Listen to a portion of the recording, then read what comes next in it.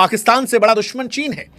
और अब 7 साल बाद प्रधानमंत्री का चीन का दौरा, शी जिनपिंग से उनकी दो मुलाकात, एक रविवार दोपहर को और एक एससीओ भोज से पहले, इस बात का संकेत देती है कि चाहे जरूरी वक्त की मांग को देखते हुए या मजबूरी अमेरिका की दुश्मनी को देखते हुए फिलहाल दोनों देश कड़वाहट को छोड़कर नई शुरुआत करना चाह रहे हैं। ना कमाल की बात, सियासत और डिप्लोमेसी में गुरु कब क्या कहां हो जाए आप कुछ कह नहीं सकते। और इसीलिए बड़े बूढ़े कह गए हैं कि never say never in politics and diplomacy.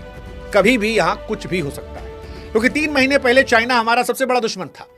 China से हम मार किए बैठे थे, हम सब कह रहे थे कि भैया पाकिस्तान से तो निपट लेंगे, चाइना से निपटने की तैयारी करो। अमेरिका हमारा दोस्त था, पाकिस्तान हमारा बिछड़ा हुआ लौंडा, वो बदमाश लड़का।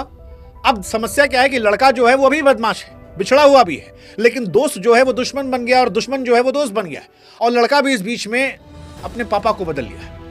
वैसे बदले बहुत लोग हैं, बीजेपी वाले बदल गए और एंटी बीजेपी वाले बदले, क्योंकि बीजेपी और एंटी बीजेपी वालों ने भी यू टर्न ले लिया है। जो अमेरिका को दोस्त बता रहे थे वो अमेरिका गाली दे रहे हैं, और जो चाइना को दोस्त बता रहे थे वो चाइना गाली दे रहे हैं। खैर, इनका तो चलता रहेगा, लेकिन जनता क्योंकि अकेले छूट गई है, इसलिए बिना देर किए हमें लगा कि हम अपनी जिम्मेदारी समझें और आपको गंभीरता से यह समझाएं इस मजाक की तरह कि मोदी पुतिन जिनपिंग की मुलाकात पर सबकी नजरें क्यों टिकी है।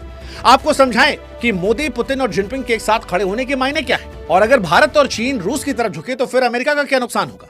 क्या अमेरिका इन तस्वीरों को देखने के बाद नरम पड़ेगा या फिर गरम होगा? क्या वो इंडिया की तरफ लौटेगा? क्या डोनाल्ड ट्रंप टैरिफ को लेकर नरम होंगे? चीन और पाकिस्तान की जो दोस्ती है वो भारत के बीच में कैसे आएगी? क्या भारत चीन पर भरोसा कर सकता है?